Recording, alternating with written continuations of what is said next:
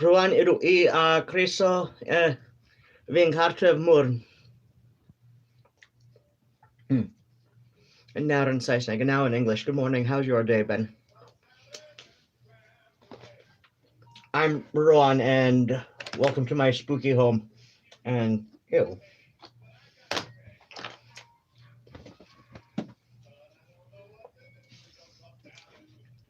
So, it is another hair dye day. It is freezing cold. I mean, okay, maybe not freezing, but it's cold enough that I sure am glad I found my germs hoodie.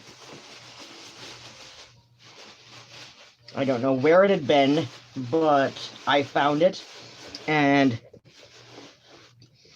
it makes me feel like maybe one of these days I'm going to find what happened to my British cigarette tank top that I made years and years and years ago. But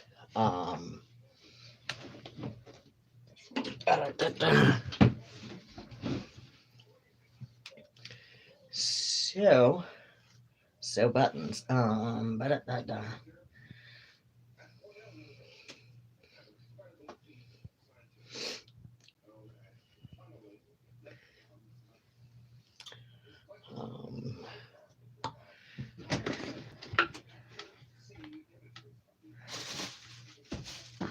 There's what happened, Rose. Okay, so let's see. That was up here. Let's see.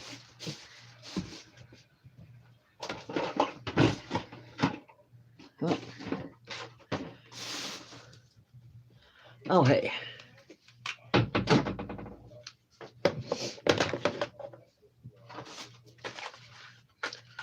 All night long, notes of crisp fall air and smoldering woods. Get back here.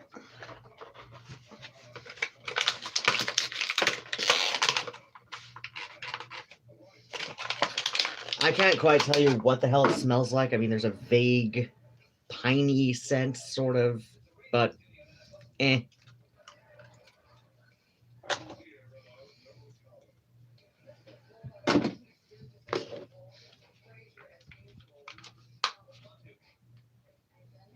Okay. There we go.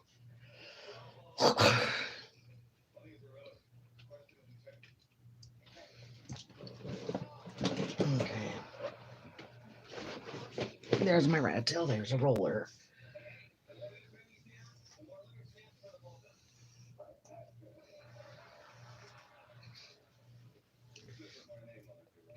So, for the most part, the bathroom is all packed up.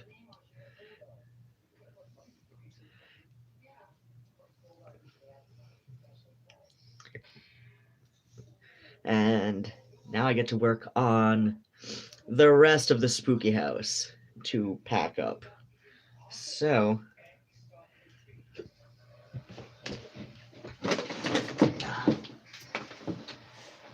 okay.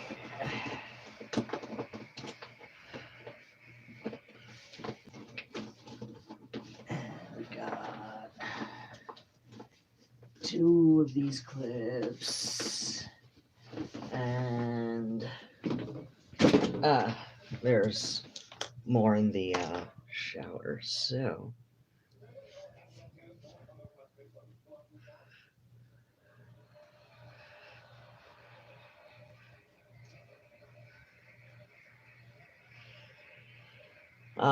so I've been binging on Frasier. I've noticed people on Reddit talk a lot about their comfort shows. Like, Bob's Burgers seems to be a popular one, as is Futurama. For me, if I were to say one, show is definitely something that I watch as a means of like self-soothing, I would say Frasier. it brings me to some, my stepmother had very few rules. Like, one of the big ones that you may remember from, oh shit, did I make that into a video, or was it just the stick that saved Christmas? There was this one time that oh wait, I think I did make a video of that, about that. But yeah, there was this one time my younger sister, like, drank her own urine, and tried to get me in trouble for it. That's like I said, that's got its own video. I might go and, like, make an updated version of that one or something, just something where I, like, actually, like, have all the, like, visual aids drawn up and inserted in properly. Please tell me this one is not hey. An unexpired eye drops. Sweet. Oh, hey, there's another clip. Sweet, sweet. Now, what the hell happened to the processing caps? That's one thing that always fucking drove me nuts about Isaac. Amongst other things. I mean, he's called Worst X for a reason, but, like, he'd have me dye his fucking hair for him, and then he'd insist on calling it a shower cap, and I'm like, no, honey. A shower cap is supposed to, like, hold up in the shower. That's why it's called a shower cap. A processing cap is clearly disposable, will not protect your hair from getting wet in the shower.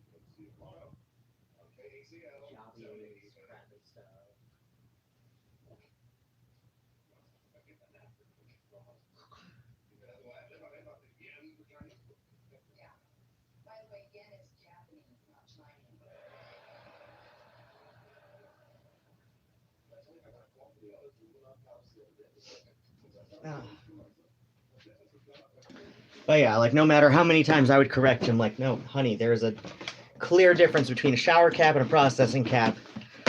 Worst X would always, like, just say, oh, how long do I have to sit with the shower cap on? I'm like, honey, just same as last month, 40 minutes.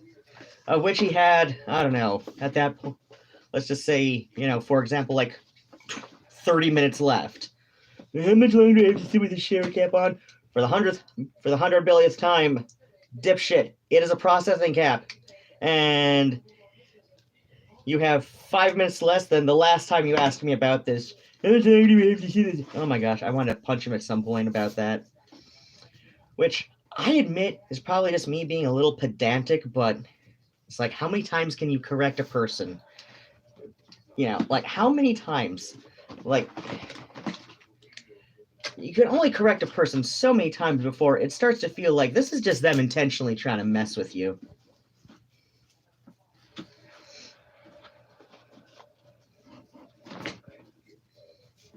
Okay. All of my Velcro rollers. I don't know how these all came out from each other, but it happens. And right now, I am pretty sure my processing caps aren't in here. I saw them recently. I don't know why they've disappeared on me again.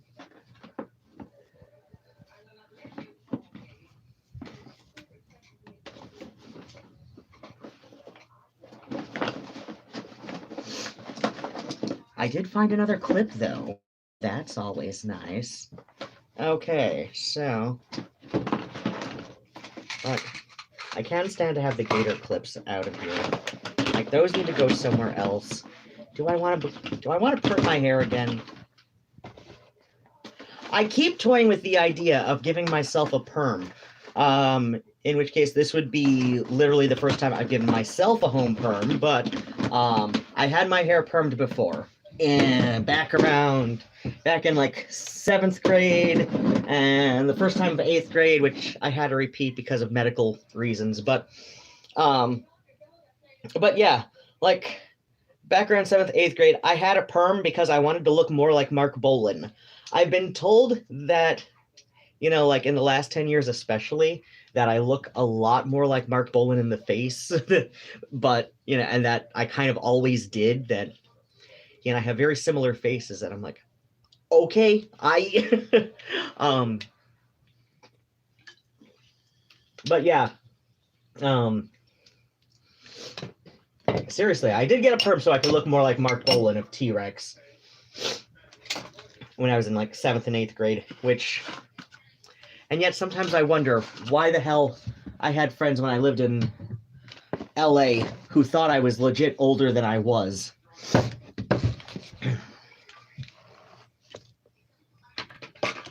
And since then, I've been messing with people about my age, like, intentionally. Nobody's quite sure how old I am. Sometimes even I'm not.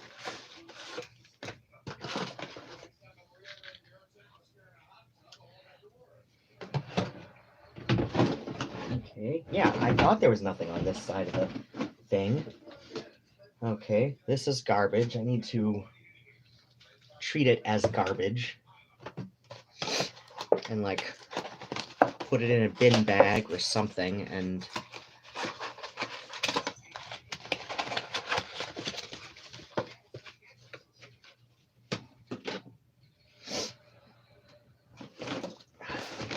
This is driving me nuts. Where the hell? I saw them recently. And all the various ways that I have bagged up my bathroom.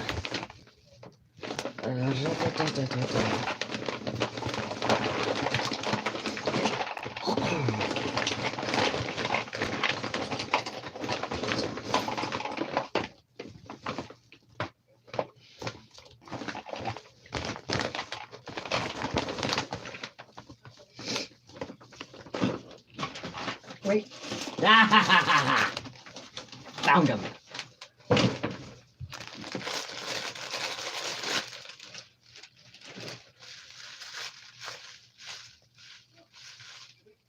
Okay. There's taped up bubble wrap within them. I don't know why, but okay. It's not like it's hurting anything. But yeah. I've got a video idea in my head of an upload of just me listing off like the stupid shit that drives me nuts.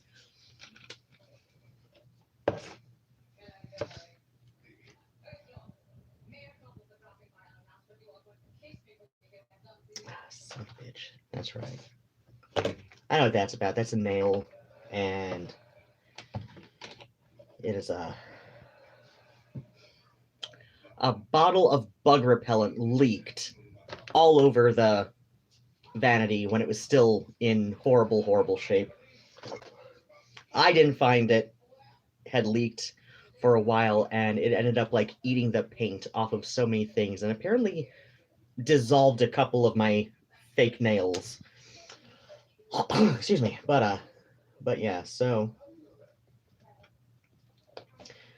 I am going to my winter color this month, this hair dye day, which is Garnier Nutrice Midnight Iris IN1 Dark Intense Indigo.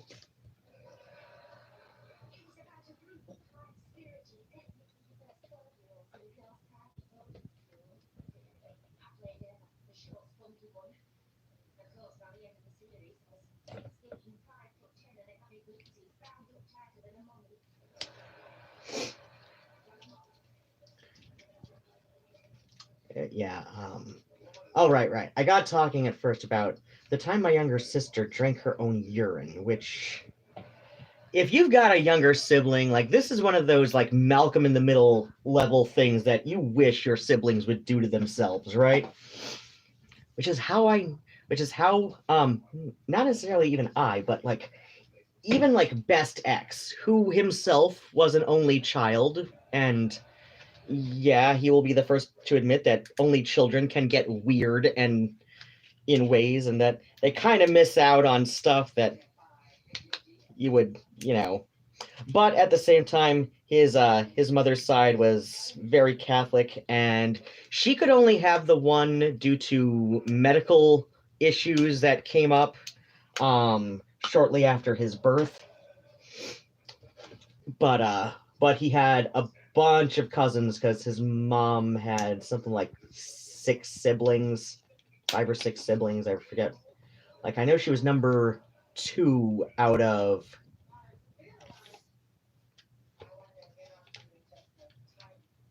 6 or 7, I think. Maybe only 5. I don't know, but yeah, like. So he had a lot of cousins that he got to interact with and had at least something of a sibling experience. But yeah, so like he knows that like Malcolm in the Middle was definitely written by people who have siblings. And yeah, they turn up a lot of things on the show for comedy, but like, so yeah, like maybe it's not the most realistic in the most literal terms, but in how things feel, it is definitely one of the more realistic shows about how a sibling dynamic feels. I actually got somebody on Reddit, speaking of, how it feels, right? Like versus like literal truth. So somebody on Reddit, in the Malcolm in the Middle sub, gave me like one of those like little gold star things. So I got like the like week or 2 of like Reddit ad-free stuff and all that, because there was a thread on r/Malcolm in the Middle, which is like, that's mainly what I'm on Reddit for, is to like talk about TV shows that I watch, right? And so on the Malcolm in the Middle sub, somebody had posted that a little montage video that somebody had did of the episode where Lois was pregnant and she was trying to keep her weight under control, and but Hal kept trying to thwart this by and so somebody had like done a montage video for YouTube of all the little things Hal was doing to to keep Lois's weight up, like the maple syrup in the coffee instead of sweet and low or something, and like injecting Twinkies with extra fattening stuff, like switch out chocolates, from like the low cal to the indulgent and all that. And I explained, and so like people were in the comments going, "Oh my gosh, like this is completely unforgivable. I would file for divorce if I was married and my partner did this to me." And I was like, okay, look, this is not so much like Malcolm in the Middle is one of those shows like the film Better Off Dead, where there is this quasi-surreal element to the writing and events, right? Like you watch the movie Better Off Dead, the one with John Cusack, the one that, oh gosh, when my friend Charles was over after I had my my urology surgery back in 2017, then what happened? So yeah, he had a horrible breakup situation. Like, I'm not going to get into all the details about like his side of it, like what happened with him. Just know that he had a horrible breakup that, when he later explained it to, like, it happened like the day he dropped me off for surgery, like later that day. So when he got around to telling me about that, which was like a couple months after surgery. I think it was like when he yeah, when we finally met up to go see Book of Love at Necto, which I went to go see like something like 6 weeks out, even though I should have, not, but I was just like, no, no, no. Screw that. I'm gonna go out, see Book of Love. This is how I'm gonna commemorate my glorious lower half. But yeah, so yeah, Charles told me about it like later that evening at Book of Love, that like, like how um horrible like a time he was having like from that day, like after he dropped me off for surgery. But the next day he still came by with dumplings for me, even though I could barely eat solid food because well, I could still feel the scar inside my mouth from because I had to take a graft bit on there. So, but I mean, I was given the okay to eat solid food. I could just barely eat solid food. So, and like my first week back, he came by to oh, hello, Siska. Hey, yeah, I'm talking about Malcolm in the Middle. I don't know if you've seen that out in Denmark. It's a US TV show. It ran, I want to say, 1999 into 2007, I want to say. So, but the main part of the show is like the main driving um plot of the show is that it's about siblings. It's about initially four siblings, and then five siblings, because about midway through the series, mom has a fifth child. And so but anyway, I was comparing it a little bit. Like the writing on Malcolm in the Middle definitely owes a bit of influence from the movie Better Off Dead, which is one of my favorites. Now, oh yeah, yeah, and I brought up Charles because I had him. Oh, Netherlands. Okay, I'm sorry, I keep mixing those up. Um, but but yeah, Malcolm in the Middle is yeah, it's one of the it's one of the first single camera non-studio sitcoms. At least one of the first to get really popular for it anyway. So but yeah, there's an element to the writing that, much like in the film Better Off Dead, is largely based in reality and the real world and how things usually work, but there's also this sort of surreal element where there are little things thrown in here and there that, where it's not so much a matter of like, this is how it does happen in real life, this is how it does work, but more like, this is how it feels in real life, whether you are, because the focus is so much on, the sibling dynamics on the show, like whether, like this is how it feels when you're a teenager, or this is how it feels like when you're a parent of teenagers or a parent in general. So I brought that up to somebody who was being really harsh about the episode where Lois, the mom, is pregnant with the fifth child, and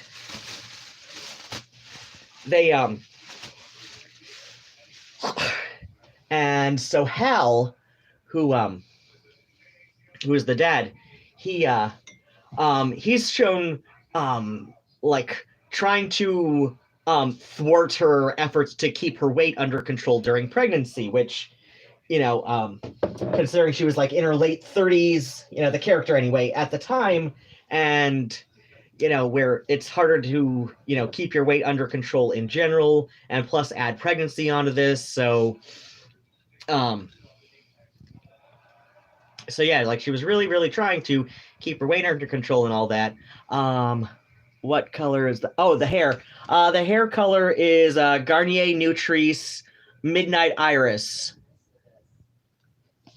Um, but excuse me. So yeah, so I explained to somebody on Reddit that um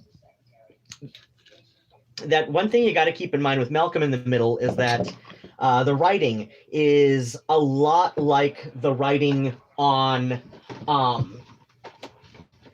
on the film Better Off Dead, where yes, it's grounded in reality to a point, but it will distort reality um, to enhance how it feels, right? So, Better Off Dead. If you haven't seen it, is a film about Lane Meyer, played by John Cusack. Lane Meyer is a high school aged boy. He's about 16, maybe 17 years old. And the film begins where his girlfriend Beth breaks up with him. Well, technically, it begins like building up this mental image of Lane and how in love with his girlfriend he is, even though very shortly after he breaks up with her. So to synopsize this, like when the scene first started, um I'd accidentally trauma triggered my friend Susie on her previous visit. Or wait, no, was it earlier that same visit? I don't know, but it was like I'd accidentally um triggered one of my friend Susie's traumas with a previous film. So I I knew I was being a bit more cautious, but she still like had to pause the film when it began, like when Better Off Dead first began, when we were watching it, and she said, "Oh my gosh, is this going to be a creepy stalker movie?" And I said, "Susie, I assure you, if I tell you what's going on right now, it will ruin the joke because the punchline is about to end. But I assure you, there is nothing in this that should trigger your traumas to the best of my knowledge." And she says, "Okay." So yeah, so we start the film and we see Lane's bedroom is practically wallpapered in photos of his girlfriend Beth. His clothes hangers have like little cutout pictures of Beth's face on all of them. For some reason we don't know why, but okay. But like this is all just to set up that the joke where his dad says to his mom downstairs, "Jenny, the boy is obsessed with that girl." "Obsessed, dear? Really?" And then we see more of this. And then like 2 minutes later is another is a scene where we see that Beth has broken up with Lane. Um and so you can ask yourself, like, okay, was his bedroom literally wallpapered with pictures of Beth? We can probably say no, because you know by the time of the breakup, where he's back in his bedroom, it's not wallpapered in photos of Beth. Like his closet in later scenes do not have that, even though he's still very clearly hung up on her. So yeah, like this is one of those things that kind of distorts reality a bit. So like you could say, okay, maybe his room literally was, but he very quickly took it all down when she broke up with him. But then you ask yourself, like, why would he do that if he's still this hung up on her and is spending about half the movie trying to win back her affections, right? Like, why would he like rapidly take down all of this wallpapering? And the answer is he didn't. It wasn't literally wallpapered in her photos to begin with. But this is the state of mind he was in at the time, that Beth was so integral to his sense of his sense of life at that point in the film. Like, you know, like we start the film and he is very clearly so much more into his girlfriend than she's into him. And what's the best way to convey this is through a visual medium. Siska says, "You're such a kind friend with a lot of knowledge about mental health problems." Oh yeah, yeah. Thanks so much. Yeah, like I said, I was thinking about, you know, Susie when oh yeah, yeah. And I also said, Susie, keep in mind also that we found that when we checked this out, because I didn't yet own a copy, when we checked this out at Liberty Street Video, it was in the cult comedy section. So it's definitely weird, right? So like this is just a setup for a weird, but if I explain it to you right now, it'll really dull the punchline for you, at least the first time around. So uh, so yeah, so Malcolm in the Middle takes a few tips from Better Off Dead. Like there are other scenes in Better Off Dead, like we see Lane later driving in the car, like shortly after Beth had broken up with him, and every song on the radio when he's hitting the presets is um is a song about breaking up. And we know that is literally not ever going to happen in real life, and yet there are people on IMDb, in the like trivia and goofs section pointing out that this is something that will never happen. I'm like, dude, it, it it's it's a surreal-ish, comedy writing. Like this is not about how it's a movie about like how it feels to be a teenager who's been dumped by your significant other who is also a teenager. I mean, come on, the um one of Lane's antagonists, and the boy Beth dumped him for, is named Ray Stalin. Like, come on. Oh my gosh. I swear, people on IMDb can be such. Uh,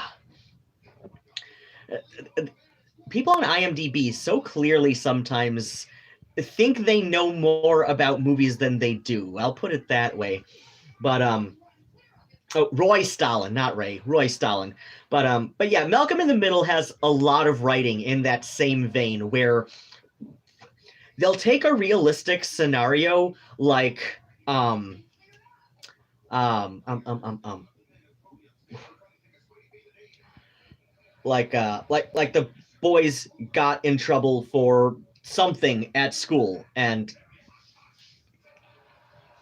so but to kind of like but to kind of buffer the punishment, they did something, and like they did something that like led their mom to believe that she had a cancer scare. Now, in the real world, this is something that is impossible to do, especially the way that they set it up on Malcolm in the Middle, right?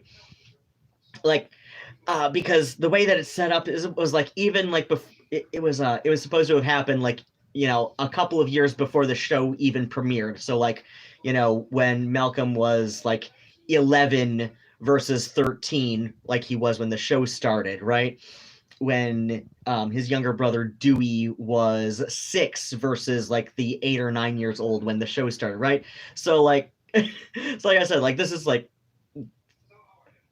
something that they set up. So I explained this to somebody in the comments on Reddit, talking about the scene in Malcolm in the Middle, or at least the montage of that from that episode where Hal is sabotages attempts to keep her weight under control whilst she's about like I think 4 or 5 months pregnant at that time.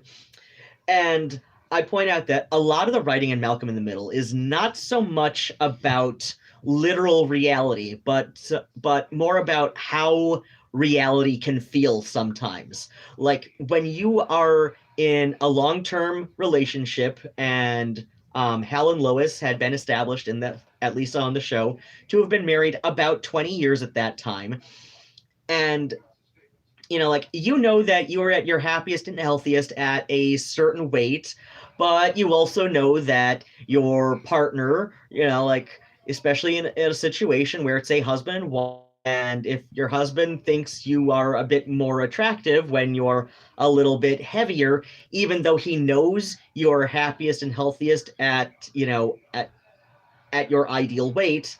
I'm not gonna like throw out numbers and all that because like it can vary from person to person, like based on height, based on muscle versus fat percentage, in your body. So like I'm not gonna throw out like numbers, but like you're happiest and healthiest at like this weight.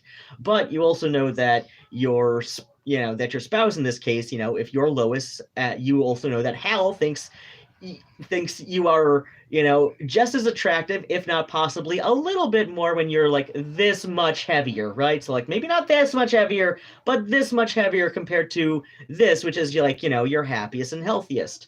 And so, but at the same time, like I said, like the character's in her late 30s when she's pregnant with her fifth child. And if you've ever been pregnant before, I'm not assuming who has and who hasn't. I definitely haven't, but my mother had three kids. My dad also had three kids, but he wasn't the one carrying any of them.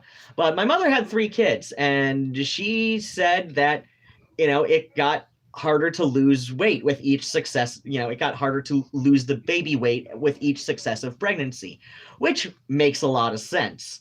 Other people I know who've had more than one child have said basically the same thing, that with each successive pregnancy, it can be harder to maintain a healthier weight, whilst pregnant, and it can be that much harder to lose any extra weight after the pregnancy, and it gets harder with each successive pregnancy. So, like I said, at least anecdotally, this makes sense. So, and plus, like in your late 30s, it can be harder. It can be, it's not impossible, but it can be harder to, lose extra weight, after putting some back on or on in the first place, right?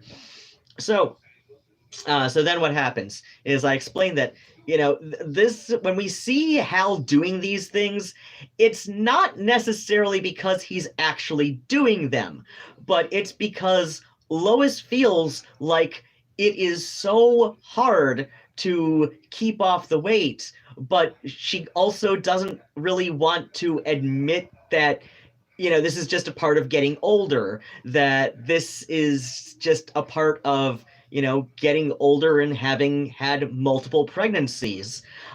So, she's hormonal, she's kind of frustrated. The kids she already has are driving her nuts because one of the B plots in that episode, there's always a minimum of like three kind of plot threads going on in Malcolm in the Middle. There's something going on with the parents, either one or both of them.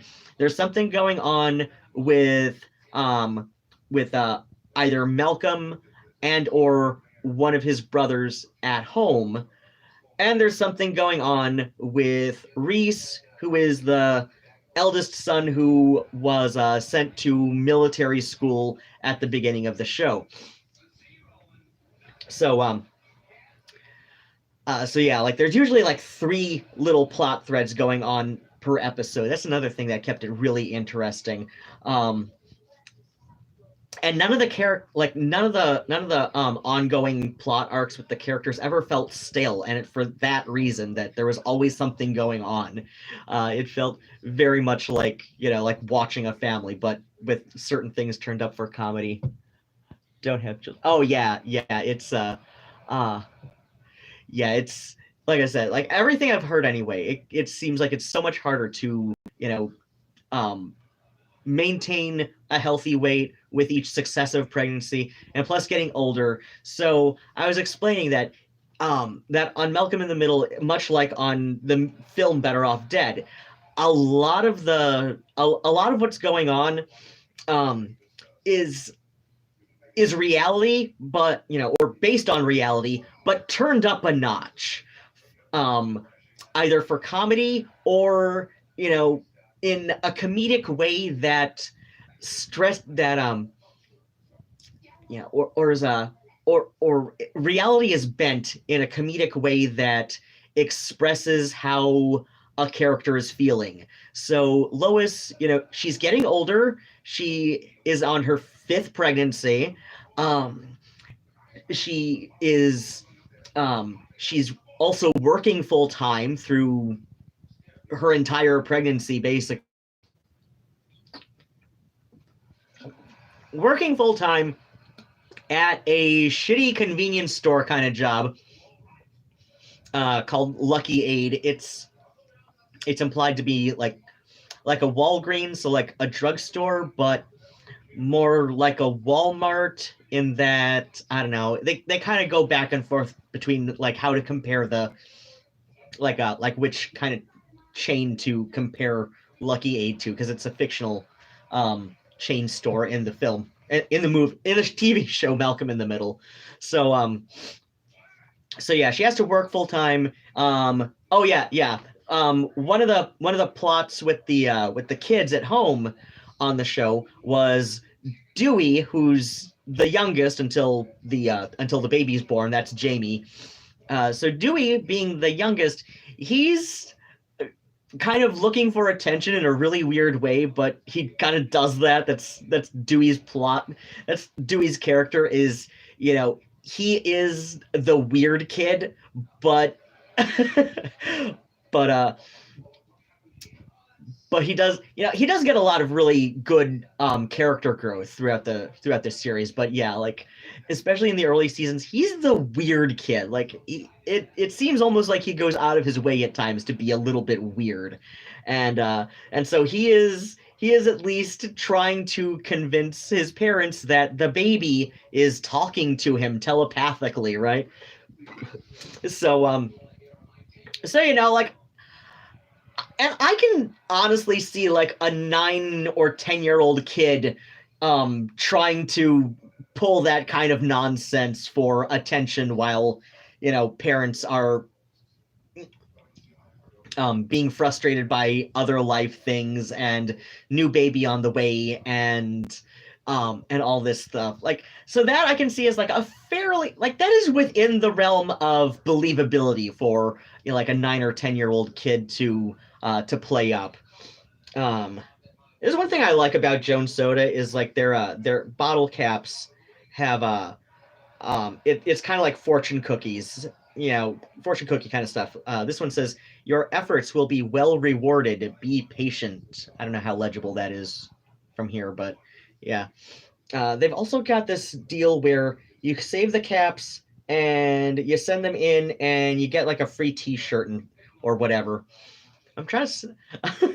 I will do this. I will save for free shit a lot. That's how I got one of my wine toppers. Oh, I got new wine for my show on Tuesday. It is another Leela Now Cellars, and this one is like their winter, their winter white. I think it's a semi-sweet, but yeah. So yeah, I'm telling people on Reddit that like, think about like everything that's going on with Lois's life right now. She is she's in her late 30s and she's gone on her fifth pregnancy. She is working a shitty job that takes advantage of her and doesn't pay her nearly what she's worth. Like a couple episodes before that, like I don't know, it's something stupid was going on. There's a lot of stuff that goes on with Lucky Aid through the course of the show. Like, this is one of those shows that has this weird kind of deep lore that they build up over time. Oh yeah, I like sending in for free shit. So yeah, like, think about it. Like, Lois is on her fifth pregnancy in her late 30s. She is working, she is still, throughout her entire pregnancy, working full time at this crappy job that pays crap, but she has to keep at it because, it, this is a family that needs two incomes. And her kids are frustrating her for one reason or another. Her eldest is in military school, but is still finding ways to be a pain in everybody's behind, from 2 states away. and her youngest throughout this episode, which we're assuming is taking place over the course of about a week or two. Um, and her youngest is now acting like the baby is communicating with him telepathically from her own womb. And to top it all off, she is finding it so much more difficult to um to maintain a healthier weight during the pregnancy. And so like it can feel very tempting to take the knowledge that that your spouse, in this case Lois to Hal, um is is who is kind of has a weakness for when you're a little bit pudgier, like we're speaking from Lois's point of view. So like it can feel very tempting to take that knowledge and think he is actively sabotaging your efforts to maintain your weight, because um that's something that, like, if you catch it, you can have some sense of control over it, right? But rather than to admit that you don't really have much control over the situation. So yeah, like that whole little thing with like Hal, like injecting the snack cakes with extra butter and switching out the sugar-free chocolates for the indulgent chocolates, and and sweetening her coffee with maple syrup instead of sweet and low, right? Like, we can take this as like not literal events that are happening. Like, these are not necessarily things Hal is literally doing, but it's something that's playing out in Lois's mind. So because that's how it feels. Because she's got everything else like piling up and frustrating her, and she feels like if this were something that were actually happening, and if she caught it, she could have a sense of control over it, because if she catches him doing these things, she can put an end to it. And so yeah, like that arc in the episode did play out where Dewey says um like Lois is, like Lois caught Dewey doing something weird again, and then he says, the baby says you should turn around. And like we're all accepting, like as the audience, that that Dewey is doing this for some sense of attention, right? It doesn't matter if it's positive or negative attention, it'll get him attention, and or at the very least, like distract his parents from paying attention to other things, right? And so like and Lois does decide to humor him and turn around, and we see Hal with the maple syrup in her coffee, right? So yeah, like, but at the same time, we go back to Better Off Dead. And we're just like, all right, now, did Ricky's mom really blow up and like go to the emergency room after drinking paint thinner and thinking it was moonshine? We're going to say no. We're going to say this is probably not something that actually happened in the course of the movie, but it is something that, we could say is one of those more surreal elements where, it felt like it happened or something like that. I don't know. Why was that like the thing that I'm pulling out of my ass to compare to Better Off Dead? But whatever. It's like, we can say that, yeah, just to give that arc some closure. Like, that is a closure for that arc, right? Like, we can say that this is not necessarily something that literally happened to the characters, but it's a scene that was put in there to give us a sense of closure. And, we can, where Lois accepts that, where we can say if this were a more literal kind of thing, Lois would accept that, okay, there is there's nothing I can really do about it. Hal thinks I'm cute when I'm a bit pudgier, okay, but there's just so much going against me right now with trying to maintain my weight. So yeah, like somebody on Reddit read that. This was a couple months back. Somebody on Reddit, r/Malcolm in the middle, they read that comment of mine about that episode, where people were going left and right, like, oh man, if Hal was doing that to me, it would be divorce immediately. And I'm like, it's it's not necessarily a literal scene. Like we can see, like if you've seen the movie Better Off Dead and then you watch Malcolm in the Middle, you can see a lot of the ways that that the film influenced the way the TV show is written. Better Off Dead is one of those movies where, like I said, I found when I before I owned a copy and I rented it when my friend Susie was over and we were watching it. It was in with their cult comedies at Liberty Street Video.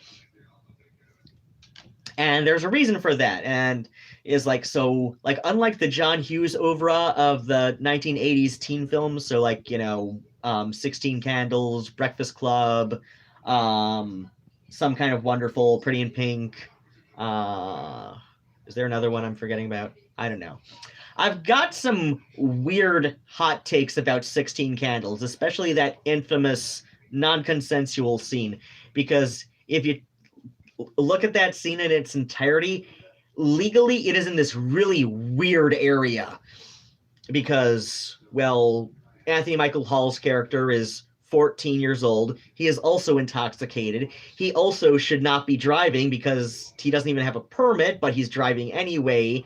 And so, like I said, like, it isn't this weird ass, it isn't, legally speaking, in every single state, it isn't this weird ass area, right?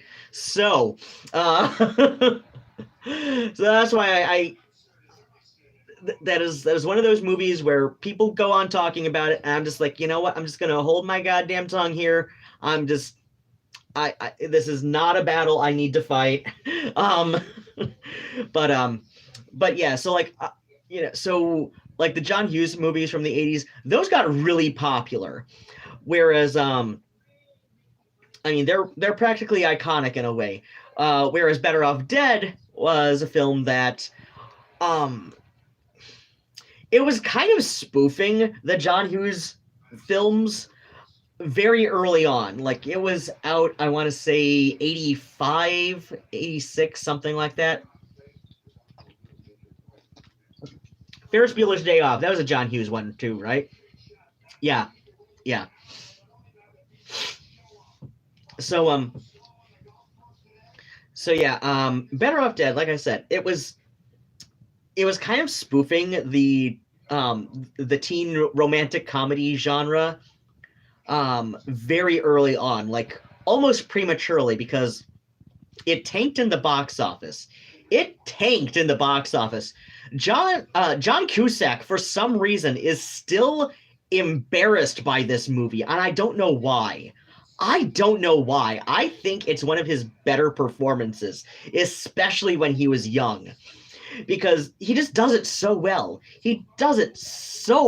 Like, he's got the deadpan expression when necessary. He knows how to emote various phrases just beautifully, right? I think it's one of his more underrated films. I really do. Like, and I think he's one of the people who, just does not understand how good he is in that, and does not really understand how good that movie is in general. But like I said, it tanked in the box office.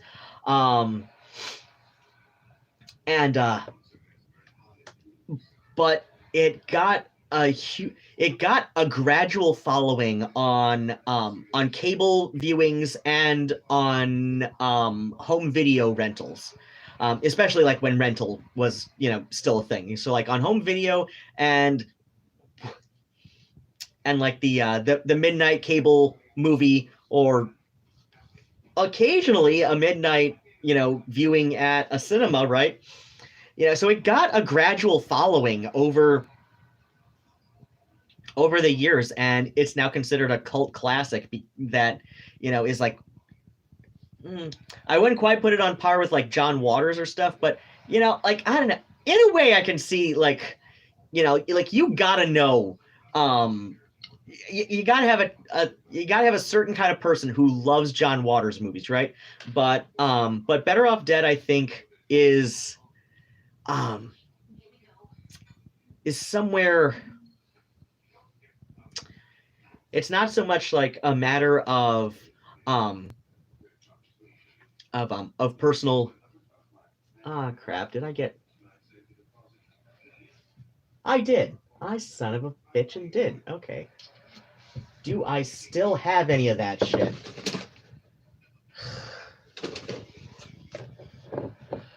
Do I have any of the stuff? Oh, is this it? If I okay, maybe. But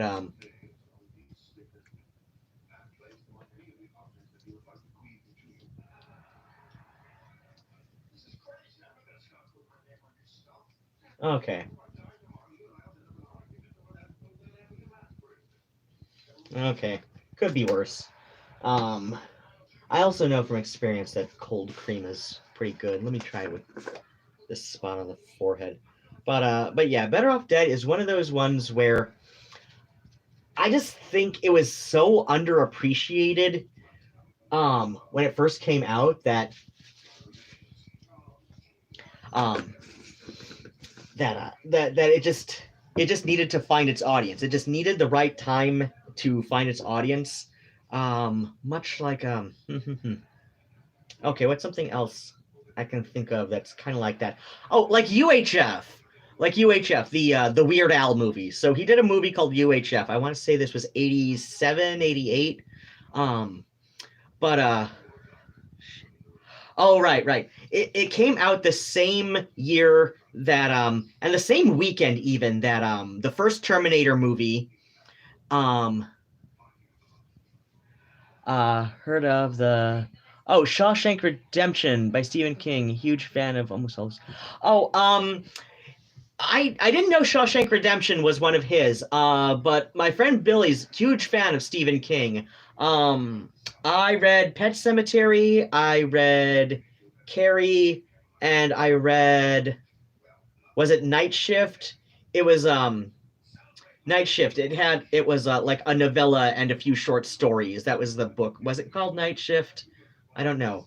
But but yeah, I'd say I would put yeah, I would put Better Off Dead in kind of the same camp as UHF, where UHF it came out this really bad time for a summer movie, right? It was up against do you like it? Yeah, I've liked some of Stephen King's stuff. Um,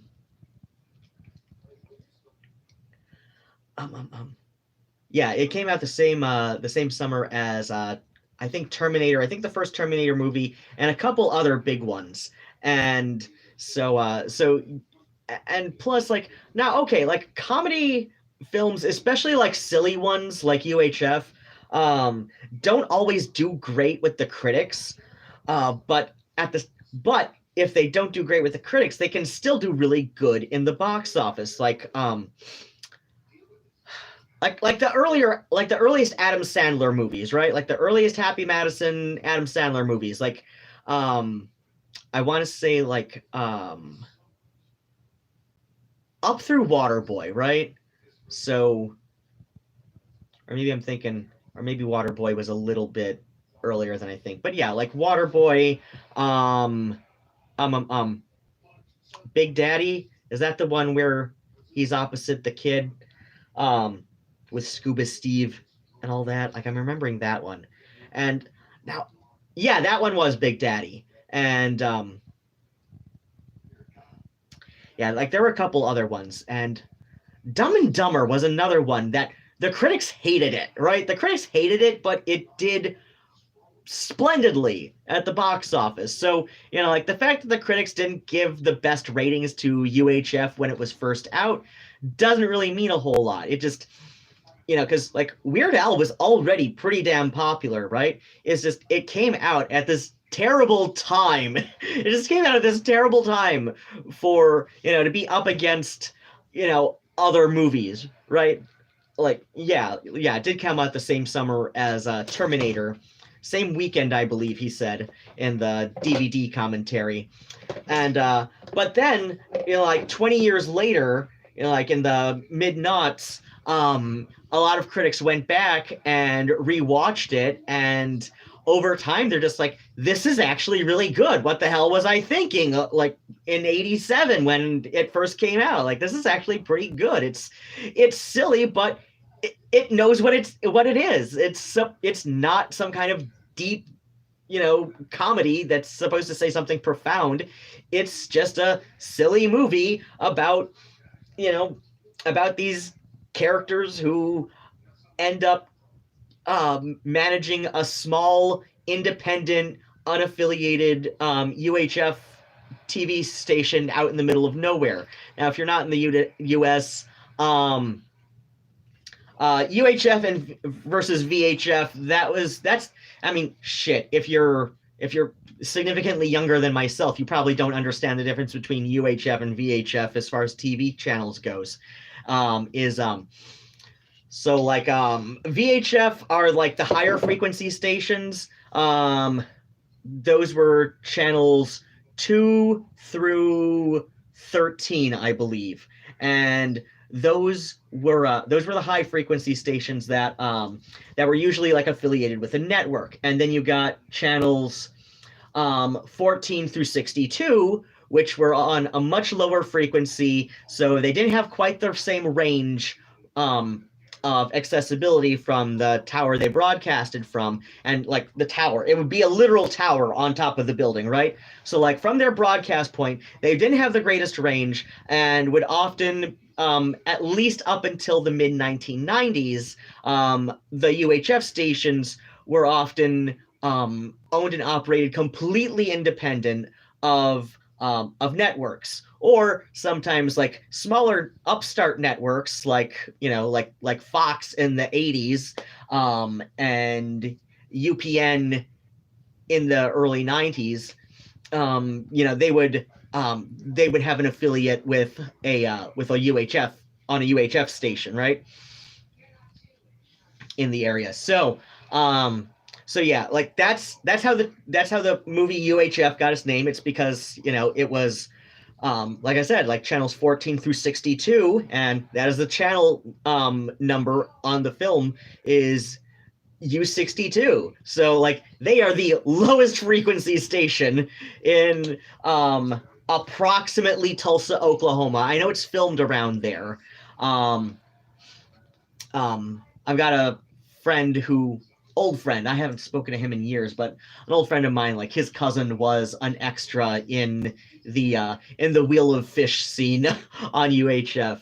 So yeah, like UHF is something that I would say has kind of become a bit of a sleeper hit. Like it has definitely like gained like a much broader audience over the years than they expected it to, especially after it was like released on like one of the unluckiest weekends for a lower budget, silly comedy film to be released. Like when it's up against like this big budget.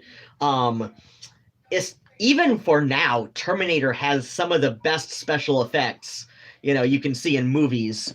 Going to watch some TV and have breakfast. It was good to see you. Send nice post. Oh, thank you so much, Siska. I look forward to it. I'll keep an eye out for it. But yeah, where was I going? Yeah. So yeah, I would compare Better Off Dead, a bit more. Like I said, I wouldn't say it like it's necessarily a cult film in the same way that like the John Waters oeuvre is, but it definitely has, sleeper hit potential in the same way that UHF does, where it definitely has broader appeal than like John Waters or Derek Jarman or hell, even Ken Russell, right? But it's one of those films that just like had some bad luck, right? And again, it's another one of those where like the critics either hated it when it first came out, when it first premiered. They either hated it or they had no idea what the hell to make of it, because they were just like I guess they just went in expecting, a fluffier teen rom-com, similar to like the John Hughes, but like I said, like maybe a little bit sillier. And what they got was something that was a bit more surreal and a bit more satirical. Like it was kind of satirizing the John Hughes, sort of teen rom-com before it became hip and cool to satirize a micro genre, right?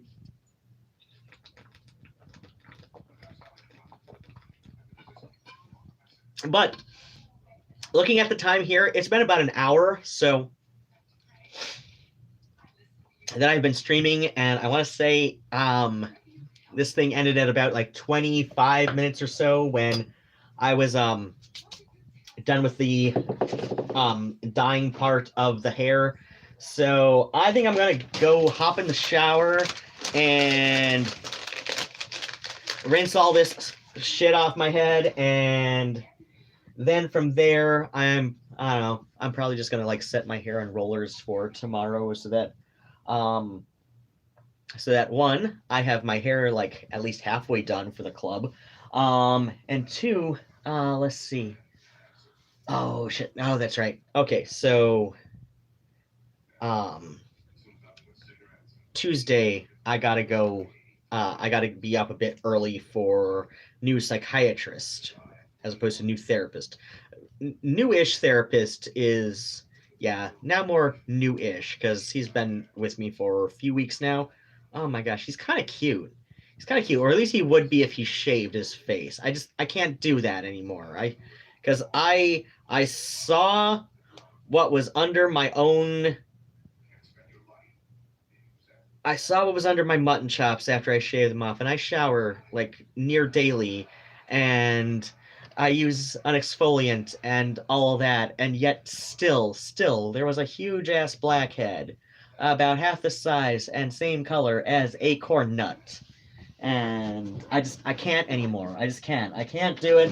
I can't do it. Like I said, new therapist would be kind of cute if he'd shave. Oh, right. That's what I got this out for. I was gonna go see like how many of my nail varnishes have turned on me so that I can consolidate.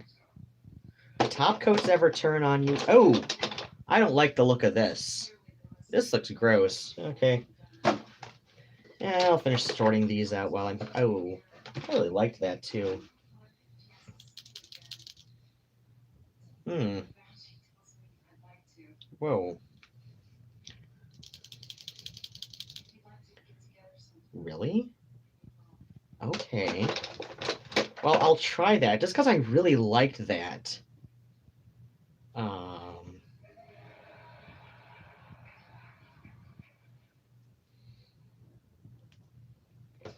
That doesn't seem to be mixing back as well. Okay, this is one of those miracle gel kind of things. Okay, this is the miracle gel top coat. Ooh. Um, Hypnotic transforming top coat. Okay, this is one of those simple colors things. It's called Rebel Rebel. I'll have to. Oh, here's another miracle gel. Huh. Combustibel.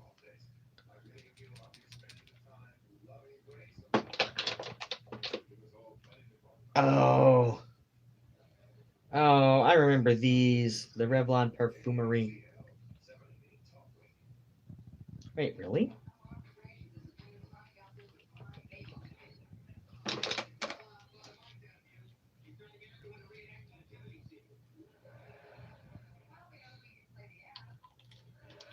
Okay. Let me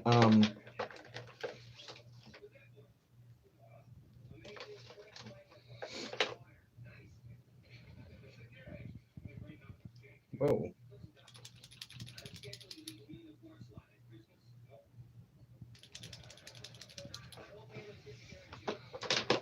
Okay.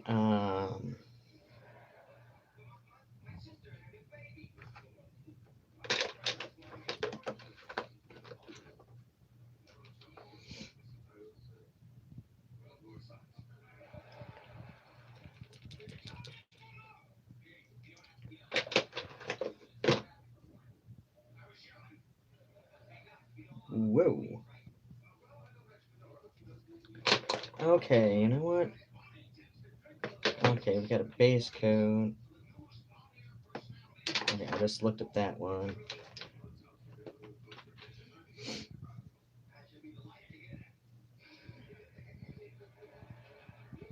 This one's called Snowflake. Uh, ooh.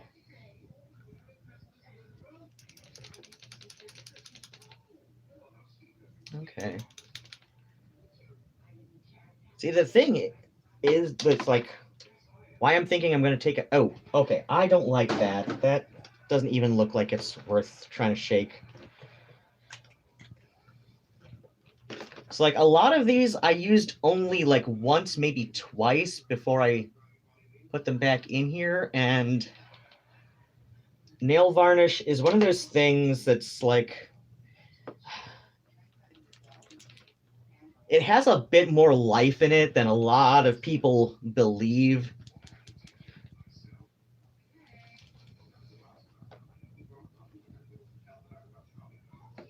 Why is this called black and blue when it's more like an iridescent kind of thing?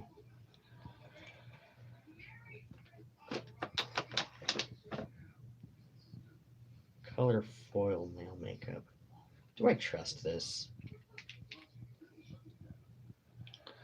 That, yeah, no, that doesn't look like it's blasted. Okay. Um,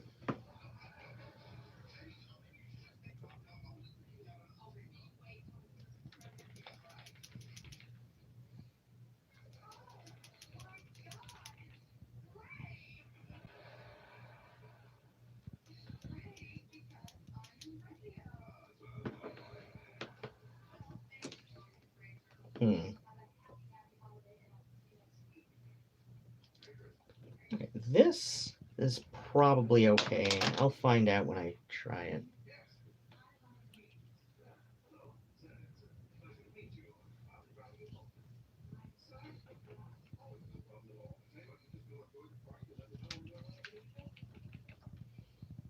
Okay, this has the mixer beads in it. Ooh, I love this one. Seriously? That's, dang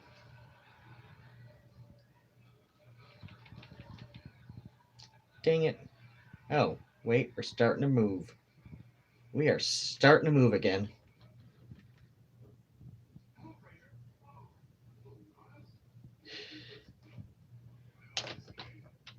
I'm going to sound ridiculous, but I think I want to stop by Sally and get a thinner and see if I can get some more life out of this one, because I love this. I love this one, but you can't find it anymore. I've looked. I have looked for a similar one for a while because I knew, like, I mean, I haven't been through this box of nail varnish in quite some time, as evidenced by the fact that I've actually thrown a few away. Um,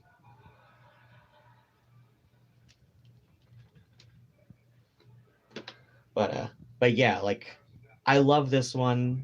It's blue and violet, and it's glitter, and I can't find one just like it anymore. So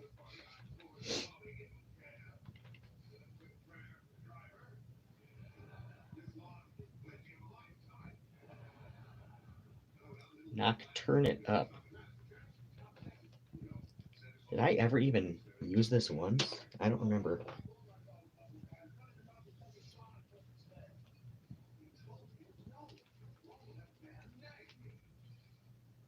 Hmm. This actually seems to be remixing pretty easily, so.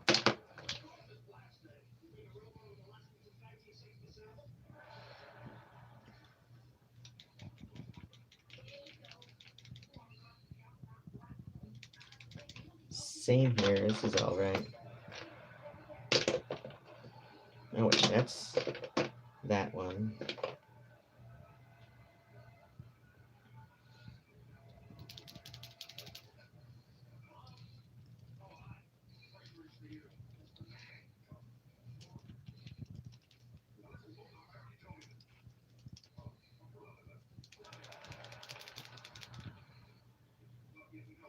Oh, that actually looks pretty.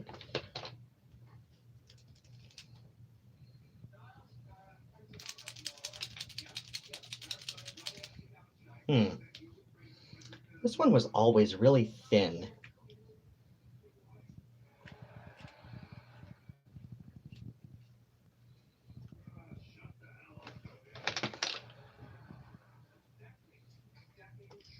Whoa.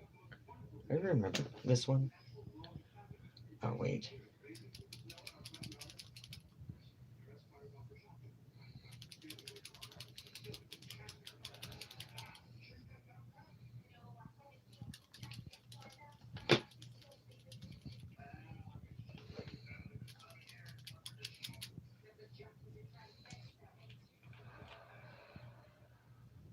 Hmm.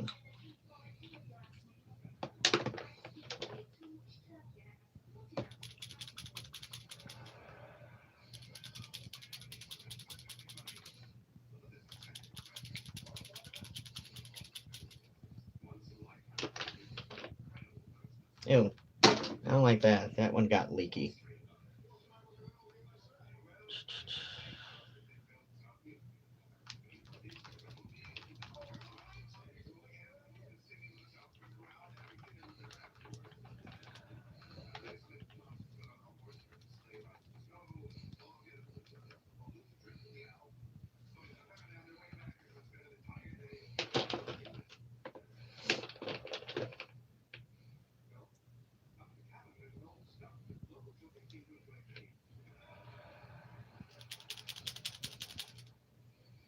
Oh, wait, I remember this one.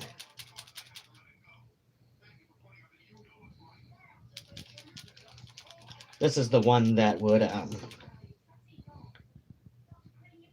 change color with the top coat.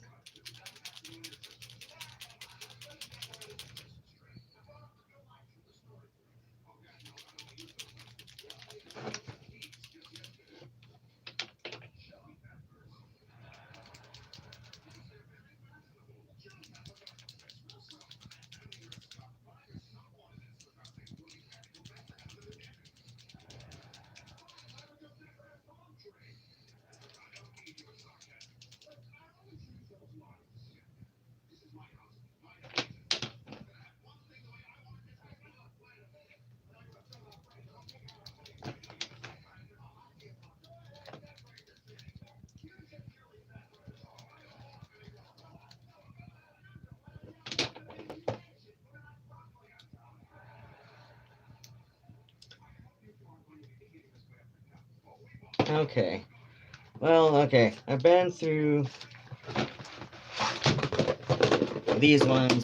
I've thrown out the ones I can bring myself to throw out.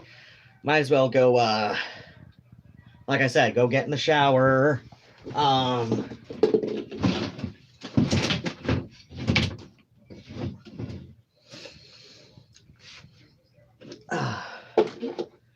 Shower myself, rinse out my hair dye, and then set my hair for tomorrow. As always, extra big thanks to my Patreon supporters, my friend Susie Vika, who I mentioned earlier when I was reminiscing about watching Better Off Dead with her for the first time. Well, her first time. And Allie Valkyrie, and of course Karen L. And then feel free to like, subscribe, dislike, whatever, and leave any kind of comment you feel like.